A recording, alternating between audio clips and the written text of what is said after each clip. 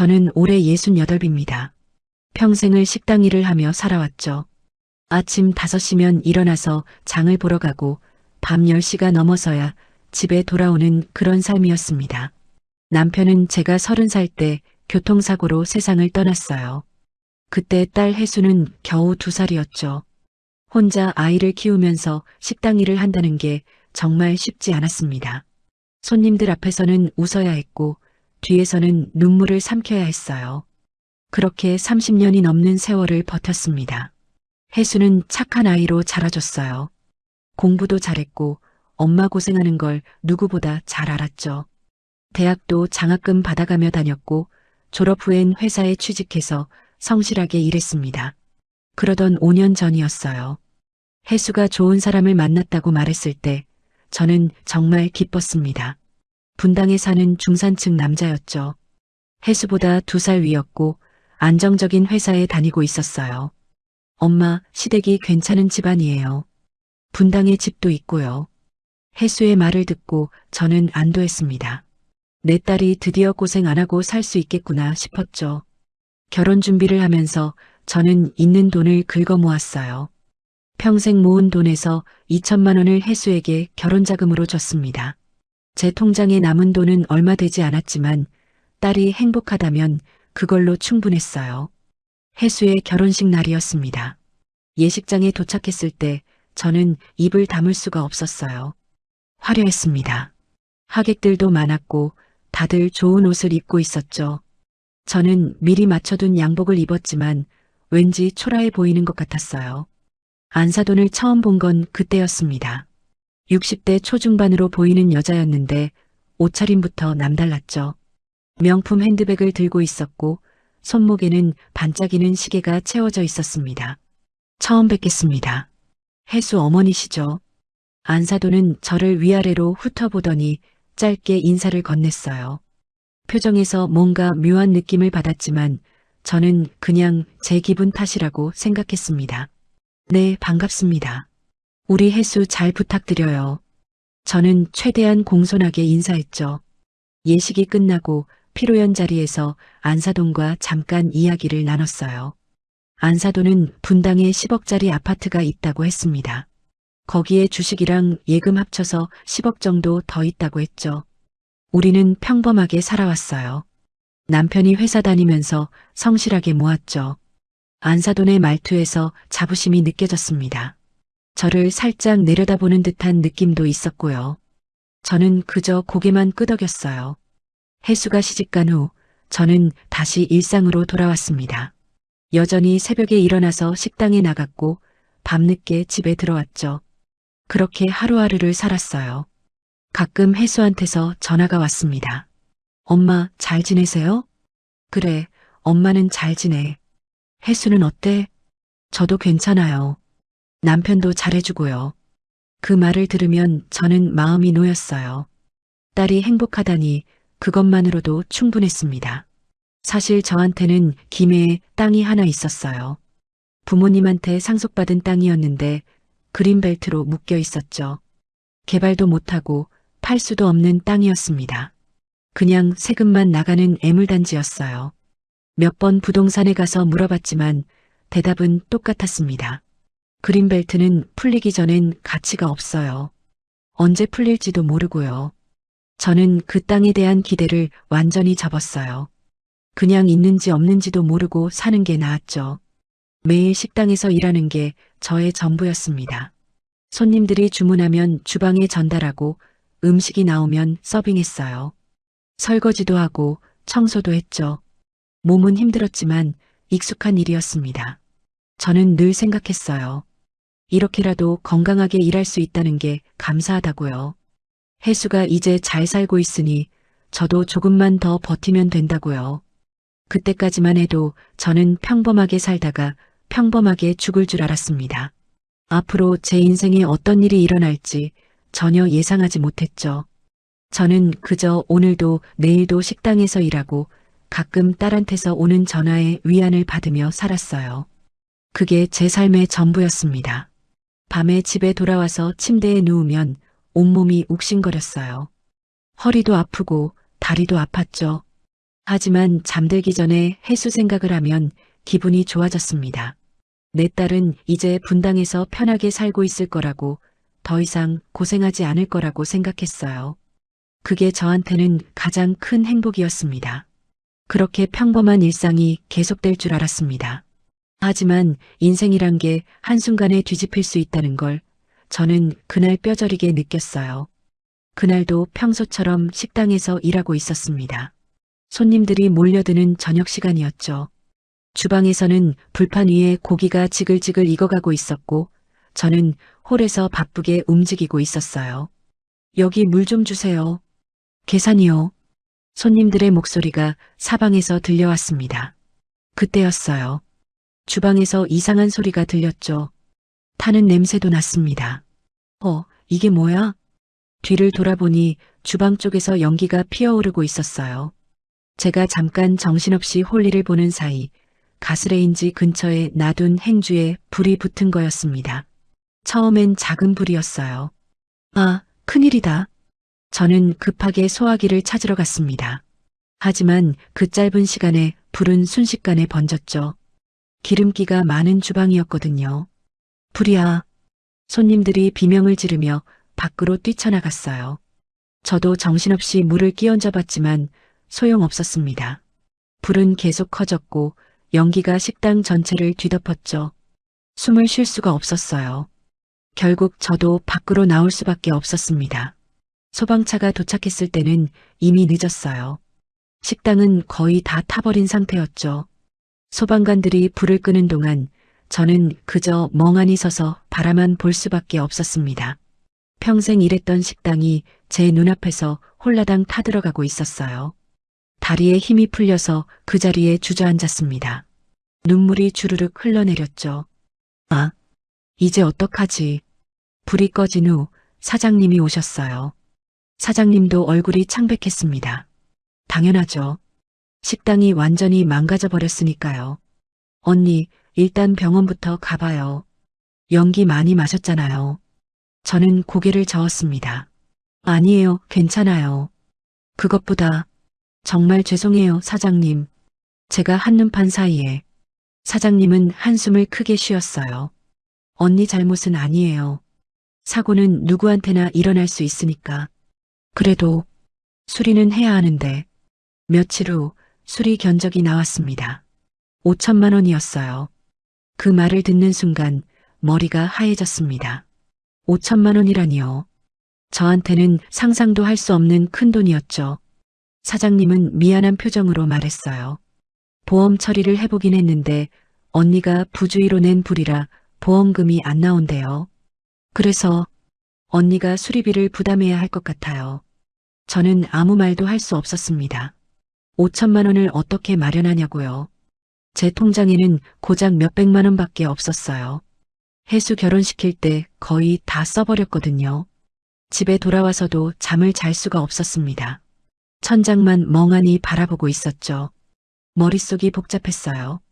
은행 대출을 받아볼까 생각했지만 제 나이에 신용도로는 불가능할 게 뻔했습니다. 결국 혜수한테 전화를 했어요. 혜수야. 엄마, 왜요? 목소리가 안 좋으신데. 저는 울먹이며 상황을 설명했습니다. 식당에 불이 났고 수리비가 5천만 원이 필요하다고요. 혜수는 한참 동안 말이 없었어요. 엄마, 저도 도와드리고 싶은데 제 통장에도 그렇게 큰 돈은 없어요. 남편이랑 상의해 볼게요. 혜수의 목소리에서 안타까움이 느껴졌습니다. 이틀 후 혜수한테서 전화가 왔어요. 엄마, 시어머니랑 남편이 돈을 빌려줄 수 있대요.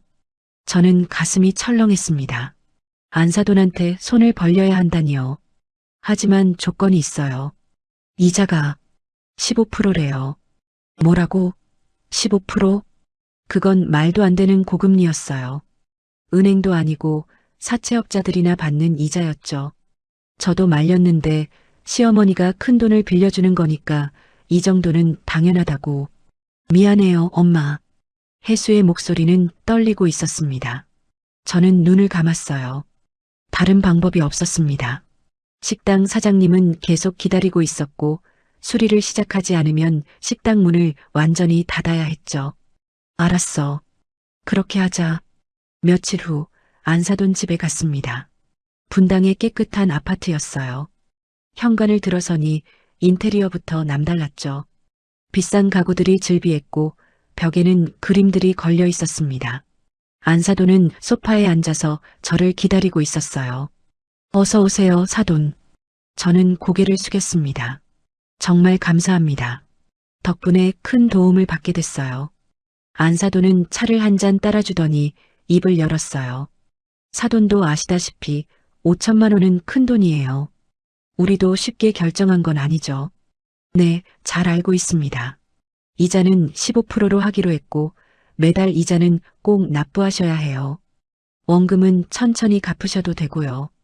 사위도 옆에서 말을 거들었습니다. 어머니, 큰 돈이니까 저희도 조심스러워요. 약속은 꼭 지켜주셔야 합니다. 저는 고개를 끄덕였어요. 계약서를 쓰고 돈을 받았습니다. 통장에 5천만 원이 들어왔을 때 저는 안도하면서도 불안했어요. 이 빚을 언제 다 갚을 수 있을까요? 집에 돌아오는 길 버스 안에서 창밖을 바라봤습니다. 제 인생이 이렇게 꼬일 줄은 몰랐어요. 68 나이에 고금리 빚을 지게 될 줄은요. 하지만 어쩌겠습니까? 살아야 했으니까요. 식당 수리는 한 달 만에 끝났습니다. 저는 다시 일을 시작했죠. 이제는 더 악착같이 일해야 했어요. 매달 이자만 62만 원 넘게 나갔으니까요. 새벽 5시에 일어나서 밤 11시까지 일했습니다. 쉬는 날도 없었어요. 돈을 벌어야 했거든요. 하지만 그게 끝이 아니었습니다. 진짜 지옥은 이제부터였어요. 돈을 빌린 지 한 달쯤 지났을 때였습니다. 혜수한테서 전화가 왔어요. 엄마, 시어머니가 우리 집에 한번 오시래요. 점심 같이 드시자고. 저는 이상한 느낌이 들었습니다. 왜 갑자기 저를 부르는 걸까요? 그래, 알았어. 언제 가면 되니? 이번 주 토요일에요.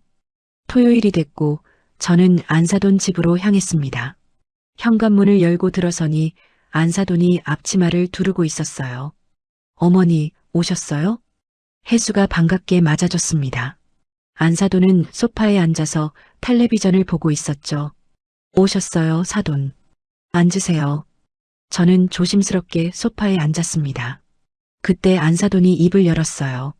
사돈, 점심 먹기 전에 부탁이 하나 있는데요. 네, 말씀하세요.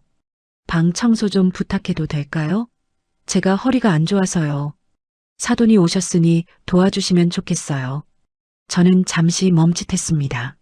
청소를 해달라고요? 손님으로 온 건데 말이죠. 하지만 거절할 수가 없었어요. 5천만 원을 빌린 처지였으니까요. 네, 그럼요. 제가 해드릴게요. 안사돈은 청소도구를 내밀었습니다. 안방이랑 작은 방, 화장실까지 좀 부탁해요. 먼지가 많이 쌓였거든요. 저는 청소도구를 받아들고 방으로 갔어요. 먼지를 닦고 바닥을 쓸고 걸레질까지 했습니다. 1시간 넘게 걸렸죠. 허리가 아팠지만 참았어요. 청소를 마치고 나오니 안사돈이 방을 확인하러 왔습니다. 사돈, 여기로 와보세요. 여기 모서리 좀 보세요. 먼지 그대로 있잖아요. 안사돈의 목소리는 차갑했어요. 저는 다시 들어가서 모서리를 닦았습니다. 무릎을 꿇고 구석구석 닦았죠. 이제 됐어요. 안사돈은 그제야 만족스러운 표정을 지었습니다. 점심을 먹을 때 사위도 집에 왔어요. 어머니, 오셨네요. 청소해 주셨다면서요? 감사합니다. 사위의 말투는 공손했지만 왠지 무언가 이상했습니다. 감사하다기보다는 당연하다는 느낌이었달까요? 식사 후에 설거지까지 했습니다. 집에 돌아오는 길 가슴이 답답했어요. 저는 손님으로 간 건데 청소와 설거지를 하고 왔습니다. 뭔가 잘못됐다는 생각이 들었지만 빚진 처지라 아무 말도 할 수 없었어요. 그게 시작이었습니다. 일주일 후 또 전화가 왔어요. 사돈, 오늘 시간 되세요? 집에 좀 와주시면 안 될까요? 이번엔 혜수가 아니라 안사돈이 직접 전화를 한 거였습니다. 무슨 일이세요? 아, 별일 아니에요. 집 정리 좀 해야 하는데 손이 부족해서요. 저는 또 갔습니다. 이번엔 거실 청소였어요. 소파를 옮기고 밑에 쌓인 먼지까지 닦았죠. 창문도 닫고 베란다 정리까지 했습니다. 2시간 넘게 일했어요. 어머니, 물 좀 갖다 주세요. 사위가 소파에 앉아서 말했습니다. 저는 속으로 너무나도 놀랐지만 주방에 가서 물을 따라 갖다 줬어요. 고맙습니다. 사위는 물을 받아 마시면서 다시 텔레비전을 봤죠. 저를 보는 눈빛이 달라진 게 느껴졌습니다. 그 후로 일주일에 서너 번씩 전화가 왔습니다. 사돈, 오늘 빨래 좀 같이 해주시면 안 될까요? 사돈, 장 보러 같이 가요. 짐이 많아서 도와주실 분이 필요해요. 사돈, 부엌 청소 좀 부탁해도 될까요? 저는 거절할 수가 없었어요. 5천만 원이라는 빚이 제 발목을 잡고 있었습니다. 매달 60만 원 넘는 이자를 내고 있었고 원금은 꿈쩍도 하지 않았어요. 식당 일을 마치고 안사돈 집에 가서 또 일했습니다. 집에 돌아오면 밤 11시, 12시였어요. 샤워하고 침대에 누우면 온몸이 비명을 질렀죠. 이게 맞나? 혼자 중얼거렸습니다. 68 나이에 남의 집 청소부가 된 기분이었어요. 아니, 청소부라면 돈이라도 받죠. 저는 돈을 내면서 청소를 하고 있었습니다. 어느 날은 더 심했어요. 안사돈 집에 갔더니 손님들이 와 있었습니다. 아, 사돈 오셨네요. 마침 잘 됐어요. 오늘 손님들 오셔서 음식 준비가 바빠요. 좀 도와주세요. 저는 주방에 들어가서 음식을 준비했습니다. 손님들 접대 음식을 만들고 설거지까지 했어요. 손님들은 거실에서 웃고 떠들었고 저는 주방에서 혼자 일했죠. 그때 안사돈이 친구들한테 말하는 게 들렸습니다. 우리 안사돈이 도와주고 계세요. 참 착하시죠? 착하다고요? 저는 웃음이 나왔어요. 쓴웃음이었습니다. 착해서가 아니라 빚 때문이라는 걸 안사돈도 잘 알고 있을 텐데요. 그날 집에 돌아와서 거울을 봤습니다. 초췌한 제 얼굴이 보였어요. 주름은 더 깊어졌고 눈가는 검게 그늘이 져 있었죠. 이게 뭐 하는 짓이야? 스스로한테 물었습니다. 하지만 답은 없었어요. 저는 계속 이렇게 살아야 했습니다. 어느 날 저녁 혜수가 찾아왔어요. 혜수의 눈은 빨갛게 부어 있었습니다. 엄마. 혜수는 제 품에 안겨 울었어요. 미안해요, 엄마. 제가 무능해서 엄마가 이렇게 고생하시는데. 저는 혜수의 머리를 쓰다듬었습니다. 괜찮아, 혜수야. 엄마는 괜찮아. 하지만 괜찮지 않았어요. 매일 밤 베개를 적시며 울었습니다. 이 나이에 이런 굴욕을 당하다니요. 안사돈과 사위의 태도는 점점 더 심해졌어요. 여기 먼지 그대로네요. 다시 닦아요. 빨래 좀 개주시죠. 제대로 개야 옷장에 넣죠. 부엌 바닥이 끈적끈적해요. 제대로 좀 닦아요. 명령투였습니다. 저를 장모가 아니라 고용한 가정부처럼 대했어요. 아니, 가정부보다 못하게 대했죠. 혜수는 그걸 보면서 얼마나 마음 아팠을까요? 어느 날 혜수가 남편한테 따졌다고 했습니다. 당신, 우리 엄마를 왜 그렇게 대해요? 엄마는 당신 어머니 아니에요. 남편은 차갑게 대답했대요. 그럼 어쩌라고? 우리가 5천만 원 빌려준 거 잊었어? 그 정도는 해야 하는 거 아니야? 혜수는 말문이 막혔다고 했습니다. 남편한테 정이 떨어지기 시작했다고 했어요. 시어머니도 마찬가지였죠. 저는 혜수한테 말했습니다. 괜찮아, 혜수야. 조금만 참으면 돼. 엄마가 열심히 일해서 빨리 갚을게. 하지만 언제 갚을 수 있을까요? 원금 5천만 원은 그대로였고 이자만 계속 나가고 있었습니다. 이 지옥 같은 생활이 계속됐어요. 밤마다 저는 생각했습니다. 이렇게 사느니 차라리 하는 생각까지 들었죠. 하지만 혜수 때문에 참았어요. 딸을 위해서라도 살아야 했습니다. 그렇게 1년이 흘렀습니다. 1년 동안 저는 안사돈 집에서 온갖 집안일을 다 했어요. 청소, 빨래, 설거지, 장보기까지요. 제 삶은 식당과 안사돈 집을 오가는 것뿐이었습니다. 새벽 5시에 일어나서 식당에 가고 오후가 되면 안사돈한테서 전화가 왔죠. 사돈, 오늘도 좀 와주세요. 할 일이 있어요. 이제는 전화벨 소리만 들어도 가슴이 철렁했어요. 어느 날은 안사돈이 특히 심했습니다. 집에 갔더니 화장실 청소를 시키더군요. 사돈, 화장실 변기 좀 닦아주세요. 제대로 닦아야 해요. 구석구석 다요. 저는 무릎을 꿇고 변기를 닦았습니다. 68살 나이에 남의 집 변기를 닦고 있는 제 모습이 너무 비참했어요. 손이 떨렸습니다. 눈물이 나올 것 같았지만 참았죠. 안사돈이 확인하러 왔어요. 여기 물때 안 빠졌네요. 다시 닦아요.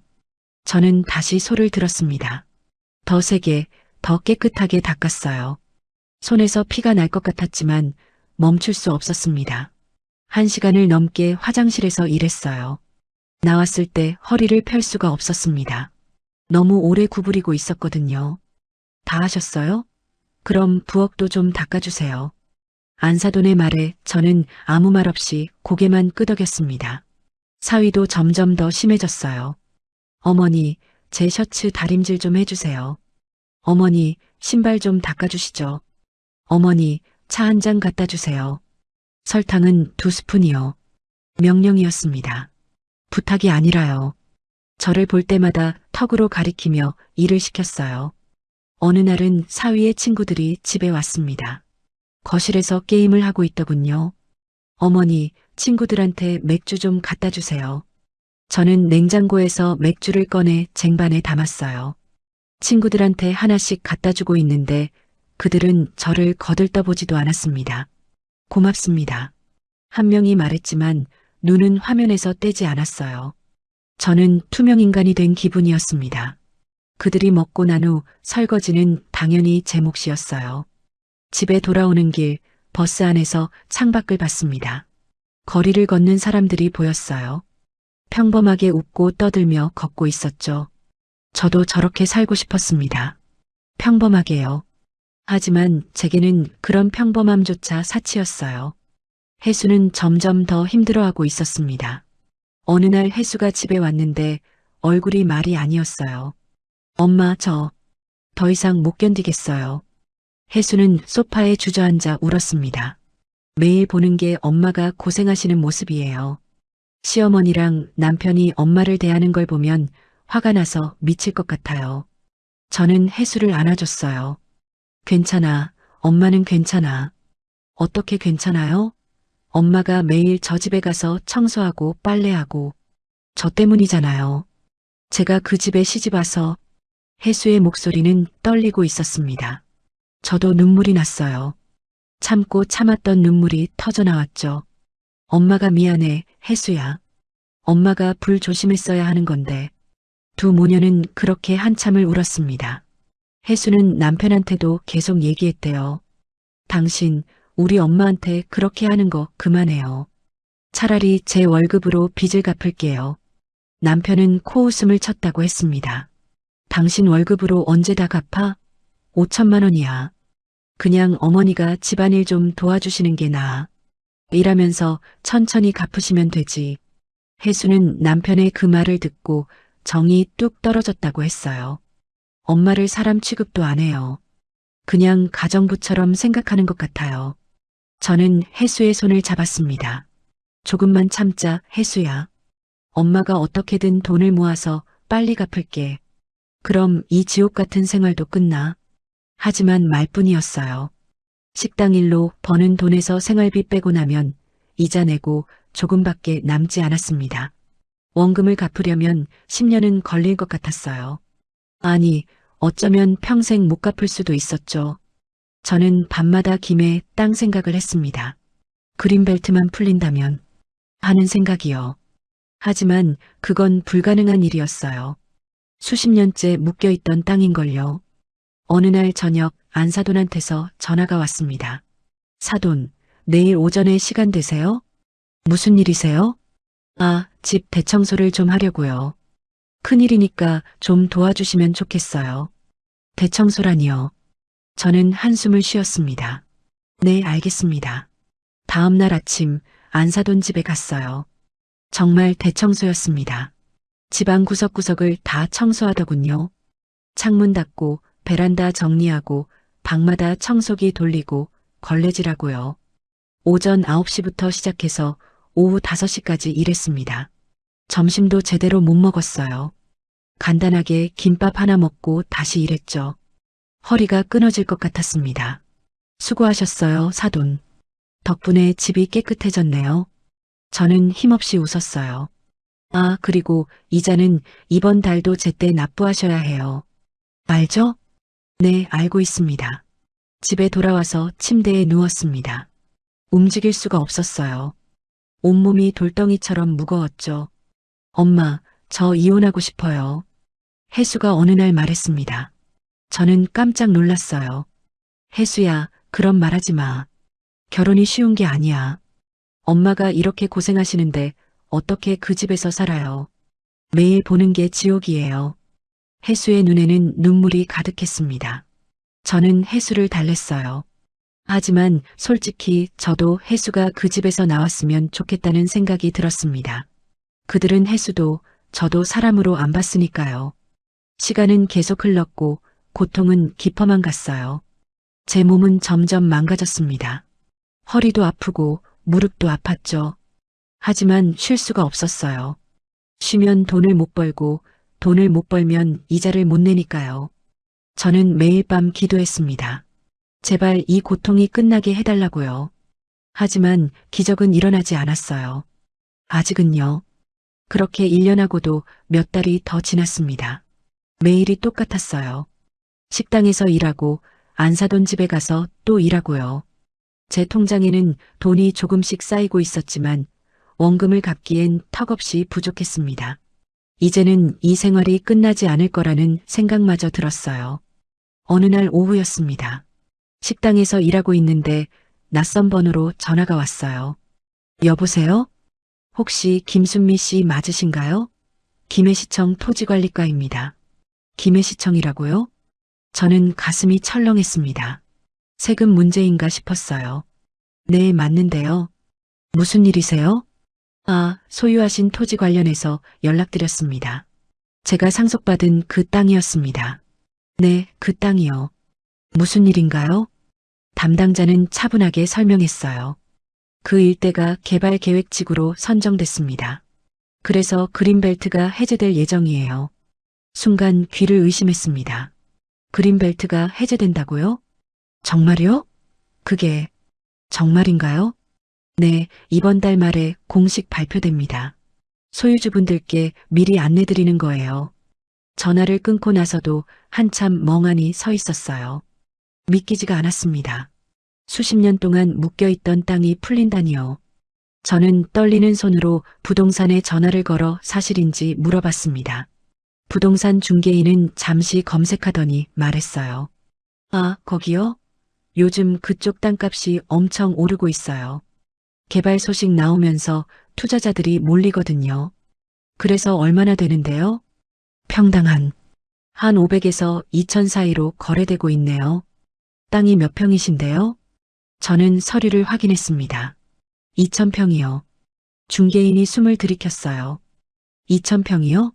그럼 최소 30억에서 어쩌면 40억까지도 가능하겠는데요. 전화기를 떨어뜨릴 뻔했습니다. 40억이라고요? 정말요? 진짜 그렇게 되나요? 네, 요즘 그쪽은 정말 핫해요. 직접 한번 사무소로 오시죠. 자세히 상담해 드릴게요. 전화를 끊고 나서 저는 그 자리에 주저앉았어요. 다리에 힘이 풀렸습니다. 40억이라니요. 평생 상상도 해본 적 없는 돈이었어요. 그날 저녁 혜수한테 전화를 걸었습니다. 혜수야, 엄마야. 엄마, 왜요? 목소리가 떨리시는데. 저는 울먹이며 말했어요. 혜수야, 김해 땅. 그린벨트가 풀린대. 네, 정말요? 응, 시청에서 연락 왔어. 그리고 부동산에 물어봤는데 40억이래. 전화기 너머로 혜수가 숨쉬는 소리만 들렸습니다. 한참 후에 혜수가 말했어요. 엄마, 정말이에요? 꿈 아니죠? 엄마도 믿기지 않아. 근데 진짜야. 혜수는 전화기 너머에서 울기 시작했습니다. 엄마, 드디어, 이제 그 지옥에서 벗어나실 수 있어요. 저도 눈물이 났어요. 다음 날 저는 김해로 향했습니다. 부동산 사무소에 가서 자세한 상담을 받았어요. 중개인은 서류를 보더니 고개를 끄덕였습니다. 와, 정말 좋은 위치네요. 이 정도면 40억은 충분히 받으실 수 있어요. 정말요? 네, 이미 매수 문의도 몇 건 들어왔어요. 혹시 매도 의사 있으세요? 저는 잠시 생각했습니다. 전부 다 팔 필요는 없을 것 같았어요. 절반만 팔고 싶은데 가능한가요? 물론이죠. 절반만 해도 20억인데 충분히 좋은 조건에 파실 수 있어요. 중개인은 몇몇 매수자들을 소개해줬어요. 다음 날부터 협상이 시작됐습니다. 처음 제시된 가격은 1000평에 18억이었어요. 하지만 중개인이 잘 협상해줬죠. 요즘 시세로는 20억은 받으셔야 합니다. 결국 20억의 계약이 성사됐습니다. 계약서에 도장을 찍을 때 손이 떨렸어요. 이게 꿈인가 싶었습니다. 일주일 후 잔금이 들어왔어요. 통장을 확인하는 순간 눈물이 쏟아졌습니다. 20억이 제 통장에 들어와 있었어요. 평생 처음 보는 금액이었죠. 저는 한참 동안 통장을 보며 울었습니다. 이제 안사돈한테 갚을 수 있어요. 이 지옥 같은 생활에서 벗어날 수 있다고요. 혜수한테 전화를 걸었습니다. 혜수야, 돈 들어왔어. 엄마. 정말요? 응, 20억. 통장에 다 들어왔어. 혜수는 전화기 너머에서 소리내어 울었습니다. 엄마, 이제 그만 고생하세요. 제발이요. 저는 고개를 끄덕였어요. 그날 밤 저는 잠을 잘 수가 없었습니다. 너무 기뻐서요. 평생 이렇게 행복한 적이 없었어요. 드디어 안사돈한테 빚을 갚을 수 있다는 생각에 가슴이 두근거렸습니다. 내일 당장 가서 돈을 갚아버리고 싶었어요. 하지만 조금 더 계획적으로 해야 했습니다. 다음 날 은행에 가서 현금 6천만 원을 찾았어요. 원금 5천만 원에 밀린 이자까지 합친 금액이었죠. 돈을 가방에 넣고 나오는데 가방이 묵직했습니다. 하지만 제 마음은 가벼웠어요. 이제 곧 자유입니다. 안사돈 집으로 가기 전에 저는 거울을 봤어요. 초췌했던 얼굴에 생기가 돌아온 것 같았습니다. 이제 당당하게 살 수 있어. 스스로한테 말했어요. 혜수도 준비하고 있을 거예요. 저희 모녀의 반격이 시작되는 겁니다. 1년 넘게 당했던 굴욕을 이제 끝낼 시간이었어요. 저는 깔끔한 옷을 입고 안사돈 집으로 향했습니다.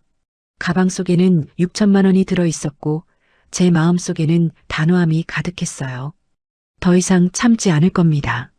더 이상 무시당하지 않을 거예요. 오늘로 모든 게 끝나는 겁니다. 버스를 타고 분당으로 가는 동안 저는 창밖을 봤어요. 세상이 다르게 보였습니다. 이제 저도 당당하게 살 수 있어요. 드디어 제 인생을 되찾는 겁니다. 안사돈 집 앞에 도착했습니다. 인터폰을 눌렀어요. 누구세요? 안사돈의 목소리였습니다. 저 사돈이에요. 아, 오늘은 무슨 일로 오셨어요? 연락 안 했는데. 안사돈의 목소리에는 약간의 짜증이 섞여 있었어요. 할 말이 있어서요. 문 좀 열어주세요. 현관문이 열렸고 저는 엘리베이터를 탔습니다. 가방을 꽉 쥐었어요. 손에 땀이 났죠. 초인종을 눌렀습니다. 문이 열리고 안사돈이 나왔어요. 어서 오세요. 그런데 오늘은 청소할 것도 없는데. 저는 조용히 안으로 들어갔습니다. 거실로 가서 소파에 가방을 내려놨어요.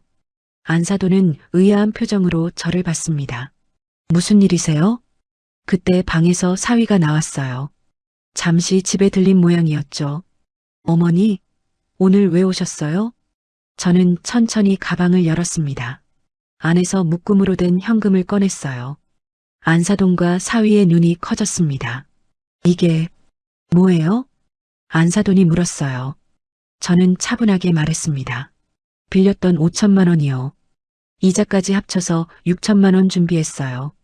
돈을 테이블 위에 올려놨습니다. 안사돈과 사위는 말문이 막힌 듯 서로를 쳐다봤어요. 갑자기 이게 무슨... 저는 통장을 꺼내서 보여줬습니다. 김해에 있던 제 땅이요. 그린벨트가 풀렸어요. 절반을 팔았죠. 통장 잔액을 본 안사돈의 얼굴이 하얗게 질렸습니다. 19억 원이 찍혀 있었거든요. 네? 20억이요? 사위도 통장을 보더니 입을 다물지 못했어요. 저는 단호하게 말했습니다. 네, 20억이에요. 그래서 오늘 빚을 다 갚으러 왔어요. 이제 우리 사이에 빚진 건 아무것도 없습니다. 안사돈은 당황한 표정으로 돈을 내려다봤어요. 사돈, 그게 우리가 저는 안사돈의 말을 끊었습니다. 1년 넘게 저를 어떻게 대하셨는지 다 기억해요. 방 청소하라고, 변기 닦으라고, 빨래 개라고 하셨죠. 안사돈의 얼굴이 굳어졌어요. 그건 저를 장모가 아니라 가정부처럼 대하셨어요. 아니, 가정부보다 못하게요. 가정부한테는 최소한 돈이라도 주니까요. 사위가 변명하려고 했습니다. 어머니, 그건 오해예요. 저는 손을 들어 제지했어요. 오해가 아니에요.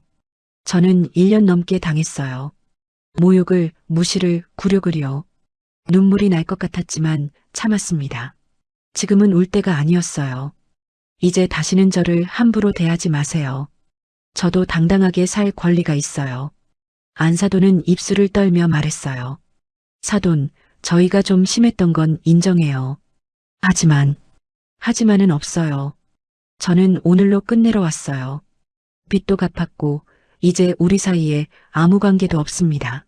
저는 가방을 챙겨 들었어요. 현관으로 향하는데 안사돈이 뒤따라왔습니다. 사돈, 잠깐만요. 저희가 잘못했어요. 미안해요. 저는 뒤돌아봤습니다. 안사돈의 눈에는 당황함과 두려움이 가득했어요. 미안하다고요? 1년 넘게 저를 괴롭힌 게 미안하다는 말 한마디로 끝나나요? 정말 잘못했어요. 용서해 주세요. 사위도 다가왔어요. 어머니, 저희가 너무 심했던 거 알아요. 다시 생각할 기회를 주세요. 저는 고개를 저었습니다. 늦었어요. 이미 너무 많이 다쳤어요. 현관문을 열고 나가려는데 안사돈이 제 팔을 잡았어요. 사돈, 제발이요. 혜수랑은 계속 잘 지내야 하잖아요. 저희가 정말 잘못했어요. 저는 안사돈의 손을 뿌리쳤습니다. 혜수 얘기는 혜수가 직접 할 거예요. 그리고 문을 나섰죠. 엘리베이터를 타고 내려오는데 온몸이 떨렸어요. 해냈다는 안도감과 후련함이 밀려왔습니다. 밖으로 나와서 혜수한테 전화를 걸었어요.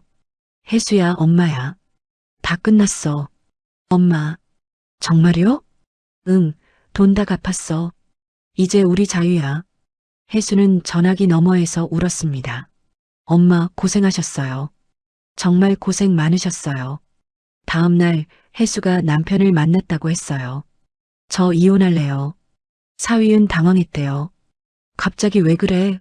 어제 일 때문에? 갑자기가 아니에요. 1년 넘게 생각했어요. 당신과 시어머니가 우리 엄마를 어떻게 대했는지 절대 못 잊어요. 사위는 변명했대요. 그건 우리도 돈을 빌려준 거잖아. 그 정도는.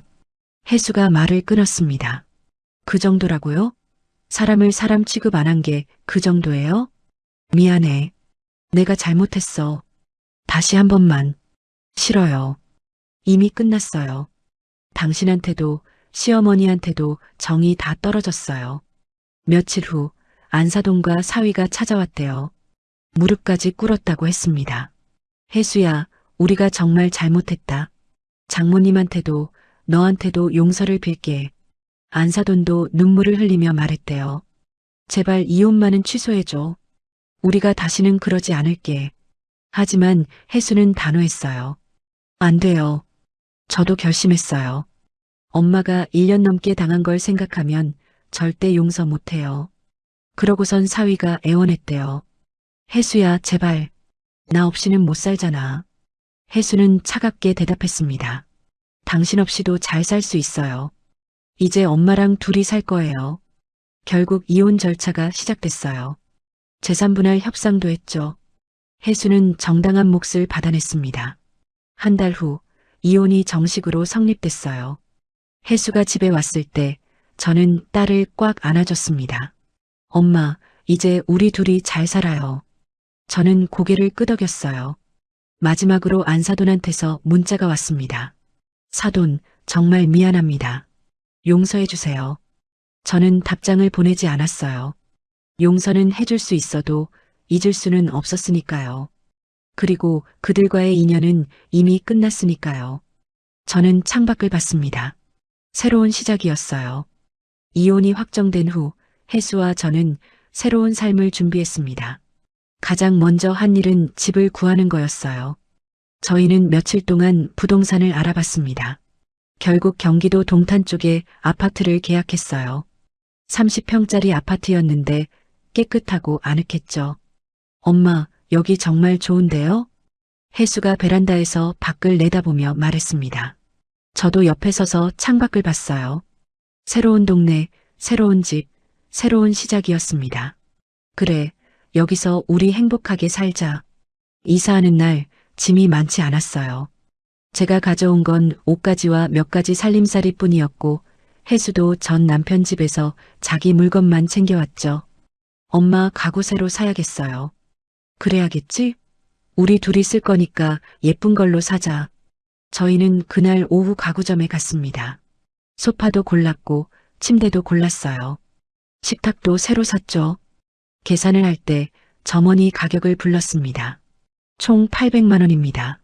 예전 같았으면 깜짝 놀랐을 금액이었어요. 하지만 이제는 달랐습니다. 저는 카드를 꺼내며 웃었어요. 네, 여기요. 혜수가 제 팔을 꼭 잡았습니다.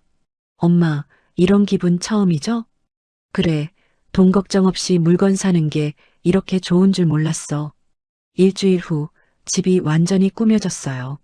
새 소파에 앉아서 차를 마시는데 혜수가 말했습니다. 엄마, 이제 뭐 하고 싶으세요? 저는 잠시 생각했어요. 평생 식당에서 일만 했습니다. 하고 싶은 것도 해본 것도 없었죠. 엄마는 여행 가보고 싶어? 여행이요? 응, 평생 어딜 제대로 가본 적이 없으니까. 혜수의 눈이 반짝였어요. 그럼 우리 여행 가요. 제주도는 어때요? 제주도? 거기 좋다던데. 네, 바다도 보고 맛있는 것도 먹고 해요. 다음 주 저희는 제주도로 향했습니다. 비행기를 타는 것도 처음이었어요. 창밖으로 구름이 보였는데 정말 신기했습니다. 엄마, 재밌죠? 혜수가 웃으며 물었어요. 응, 이렇게 하늘 위에 있다는 게 믿기지가 않아. 제주도에서 3박 4일을 보냈습니다. 바다를 보고 맛있는 음식을 먹고 돌담길을 걸었어요. 한라산에도 올랐죠. 꼭대기까지는 못 갔지만 중턱까지 올라가서 경치를 봤습니다. 엄마 예쁘죠? 정말 예쁘다. 세상에 이런 곳이 있었구나. 저는 그제야 알았어요. 세상이 이렇게 넓고 아름답다는 걸요. 평생 좁은 곳에서만 살았던 제가 너무 안타까웠습니다. 여행에서 돌아온 후 혜수는 새 직장을 알아보기 시작했어요. 몇 군데 면접을 보더니 좋은 회사에 합격했습니다.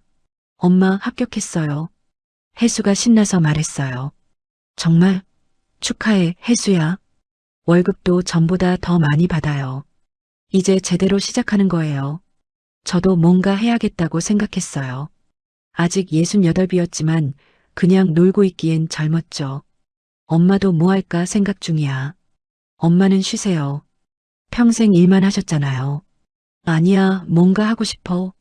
사람들 만나고 싶기도 하고.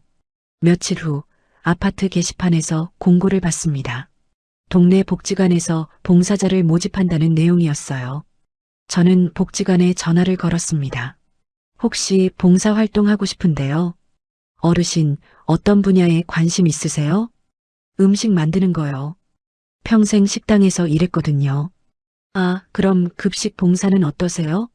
독거노인분들 도시락 만드는 거예요. 좋아요. 그거 하고 싶어요. 다음 주부터 복지관에서 봉사를 시작했습니다. 일주일에 3번, 오전에만 일했어요. 다른 봉사자들과 함께 도시락을 만들고 포장했죠. 김 선생님, 손이 정말 빠르시네요. 다른 봉사자가 말했습니다. 하, 평생 한 일이라 그래요. 일이 끝나고 집에 오면 오후였어요.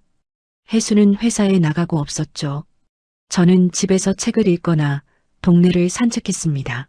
가끔 동네 문화센터에서 하는 수업도 들었어요. 요가도 배우고 그림도 그렸죠. 평생 처음 해보는 것들이었습니다. 어느 날 저녁 혜수와 함께 식사를 하고 있었어요. 엄마, 요즘 표정이 정말 밝아지셨어요. 그래, 엄마도 느껴. 마음이 편하네. 저도요. 이제 더 이상 누구 눈치 볼 필요 없잖아요.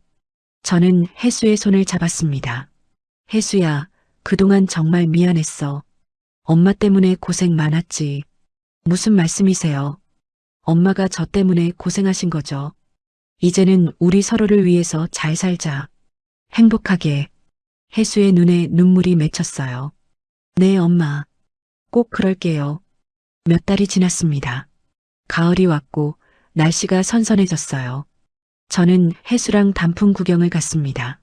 내장산이었는데 단풍이 정말 아름다웠어요. 엄마, 사진 찍어요. 혜수가 제 팔을 잡고 웃었습니다. 사진 속 저희 모녀는 행복해 보였어요. 진짜 행복했죠. 집으로 돌아오는 길 버스 안에서 혜수가 말했습니다. 엄마, 저 요즘 생각하는 게 있어요. 뭔데? 나중에 제가 결혼하게 되면 이번엔 정말 좋은 사람 만날 거예요. 엄마를 소중하게 대해줄 사람이요. 저는 웃었어요. 천천히 생각해. 급할 거 없어. 네, 이제는 급할 게 없죠. 우리한테 시간 많아요. 그날 밤 저는 침대에 누워서 천장을 봤습니다. 1년 전만 해도 지옥 같은 삶이었어요. 빚에 쪼들리고 무시당하고 굴욕을 받았죠. 하지만 이제는 달랐습니다. 자유로웠고 행복했어요. 김해에 남은 땅도 있었고 통장에는 충분한 돈이 있었습니다. 무엇보다 혜수와 함께였어요. 거울을 보니 주름진 얼굴이었지만 웃고 있었습니다. 이제 저는 행복한 사람이었어요. 평생 고생만 했지만 마침내 보상받았죠. 딸과 함께 새로운 인생을 살고 있었습니다. 현관문을 나서며 저는 웃었어요. 오늘도 좋은 하루가 될 거예요. 우리의 새로운 시작은 이제부터입니다.